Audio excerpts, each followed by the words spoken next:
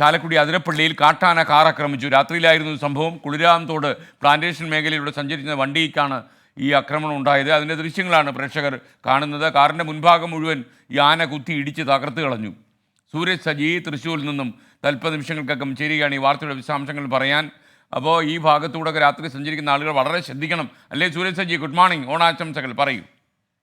Good morning S K. അത് തന്നെയാണ്, അതീവ ശ്രദ്ധ പുലർത്തണം എന്നുള്ളതാണ് ഈ മേഖലയിലൂടെ സഞ്ചരിക്കുന്നവരോട് നമുക്കും അഭ്യർത്ഥിക്കാനുള്ളത്. അതിരപ്പള്ളി കുളിരാംതോട് പ്ലാന്റേഷൻ മേഖലയിലാണ് ഇന്നലെ രാത്രി കാട്ടാന ഈ കാറിന് നേരെ ആക്രമണം നടത്തിയത്. കാറിന്റെ മുൻഭാഗം പൂർണ്ണമായും തകർന്നിട്ടുണ്ട്. ആ ദൃശ്യങ്ങളിൽ തന്നെ അത് വ്യക്തമാണ്.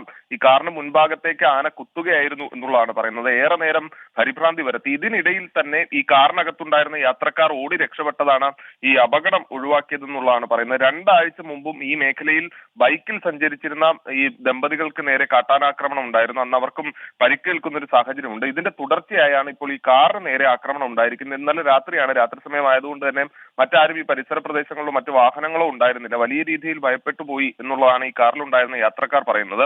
എന്തായാലും ഈ കാറിലുണ്ടായിരുന്ന ആളുകൾ സുരക്ഷിതരാണ്. കാറിന്റെ മുൻഭാഗം പൂർണ്ണമായും ഈ കാട്ടാന തകർത്തിട്ടുണ്ട്.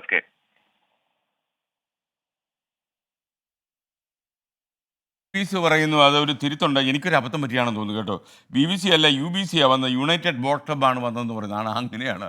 BBC കാരല്ലല്ലേ? അയ്യയ്യേ.